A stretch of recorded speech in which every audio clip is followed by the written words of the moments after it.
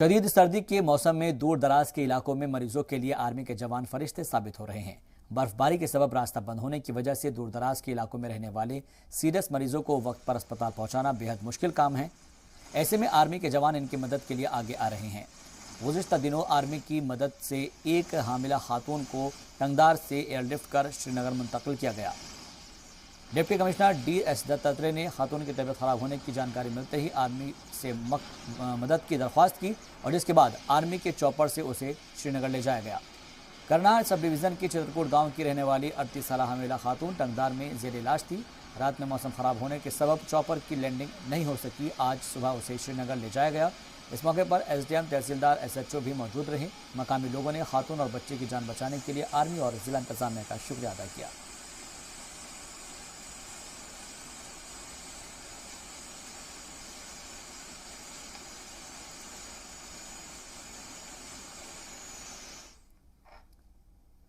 उधर रामबन नचलाना में तैनात राष्ट्रीय राइफल्स के जवान मंगित इलाके की रहने वाली दूसरी हामिला खातून के लिए फरिश्ता साबित हुए हैं। खातून की तबीयत बिगड़ने पर घर वालों और गांव के सरपंच ने आर्मी से राब्ता कर सूरत हाल से आगाह कराया। वाज़ेह हो कि बर्फबारी के सबब सड़कों पर चलना बेहद मुश्किल था।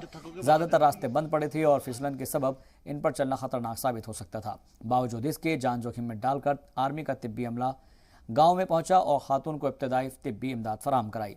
इसके बाद खातून को स्ट्रेचर के जरिए 14 किलोमीटर पैदल चलकर अगनारी गांव पहुंचाया गया, जहां से उसे एम्बुलेंस के जरिए बनिहाल वाक़ के सब डिवीज़न हॉस्पिटल में दाखिल कराया गया। इस दौरान आर्मी का तिब्बी अमला पूरे रास्ते में खातून के साथ था। खातून के अहल खाना और सिविल अस्पताल के डॉक्टरों ने इस बर वक्त मदद के लिए आर्मी का शुक्रिया अदा किया।